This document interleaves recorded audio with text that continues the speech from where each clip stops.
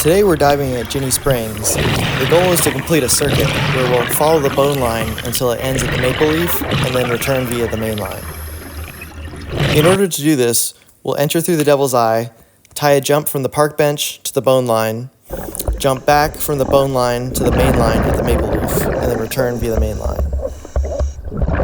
So here we are going in through the Devil's Eye.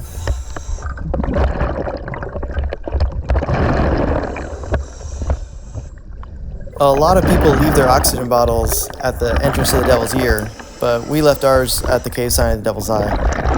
The first name restriction is the lips, followed by the keyhole. There's actually a keyhole bypass passage to the right, which has a lot less flow than the keyhole itself and is much more wide open, so people in scooters actually prefer that. You can take it without ever losing sight of the line going through the keyhole.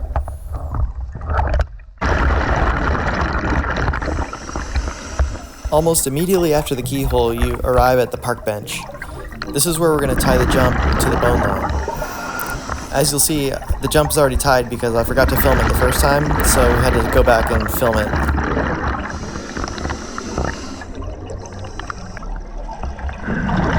The jump's about 30 feet long, and the start of the bone line is easily visible from the main line.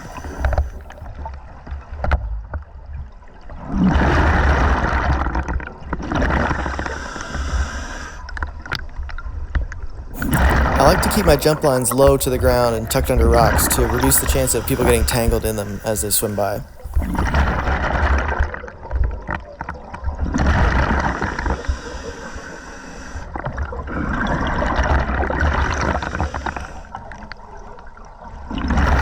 Now that we're tied into the bone line, we can start heading along it towards Maple Leaf.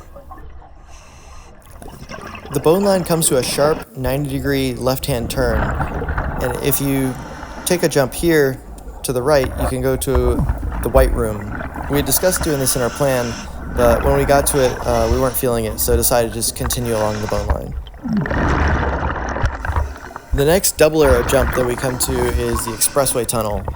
I've never taken this jump, but it's good to know where it is so we can check it out in the future.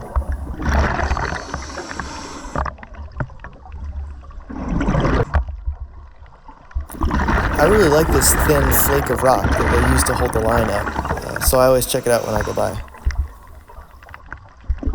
The bone line is kind of unique in the Ginnie Springs system because it's so big and wide open. If you look off to the right, you almost can't see the far wall. We're just finishing our stages now and switching over to our back gas. We can use 25 cubic feet out of our doubles before reaching our third, so we should comfortably make it to the halfway point of the circuit before then.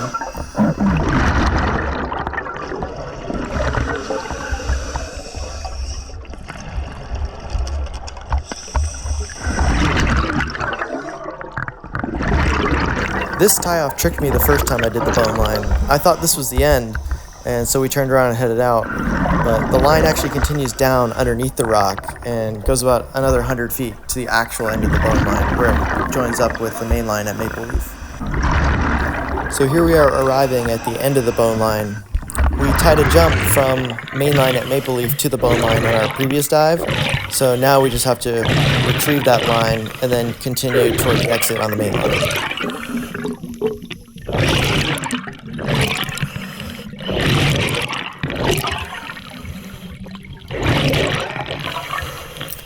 I'm shining my light on the jump to make it easier for Hunter to see what he's doing, and then I'm going to hold tension on the line as he reels it up to make sure that there's never any slack line just floating in the cave.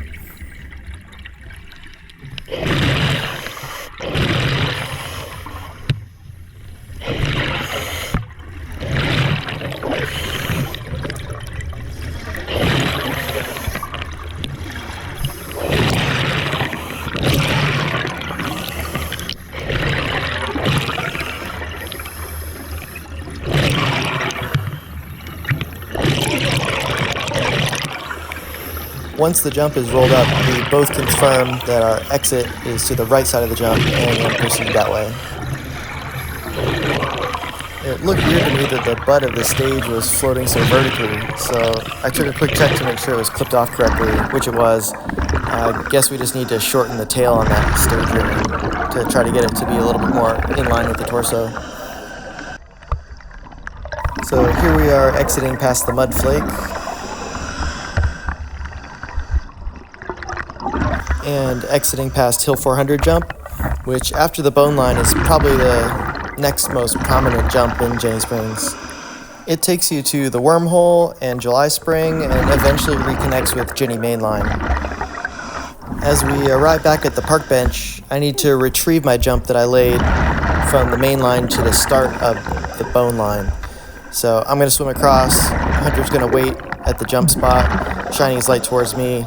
I'll reel my line back up, and then we can continue to exit.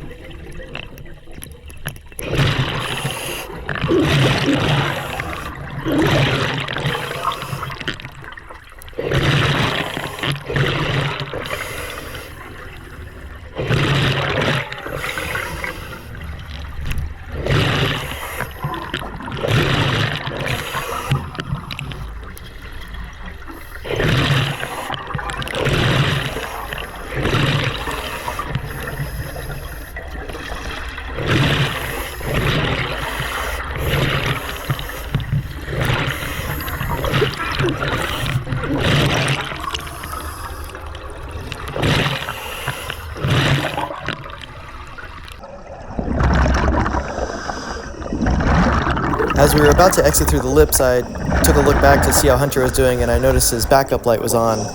So I'm just going to let him know so that he can turn it off and save some battery.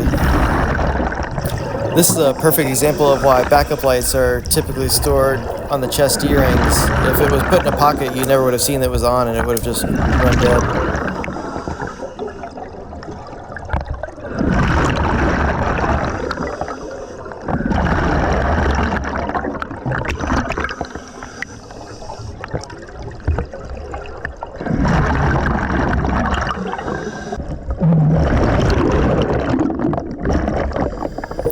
Back at the Devil's Eye entrance to the cave, we're going to pick up our oxygen bottles. We've got about 10 minutes of decompression.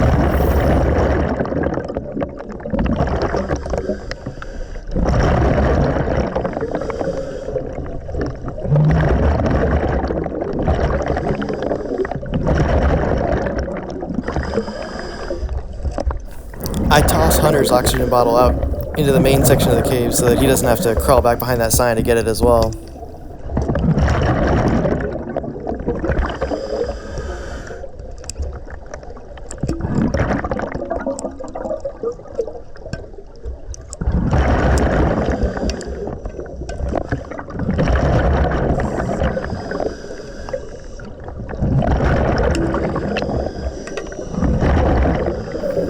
When he gets here, he decides he wants to leave the stage to the line until he's done with his deco. I guess it was getting so floaty that it was bothering him.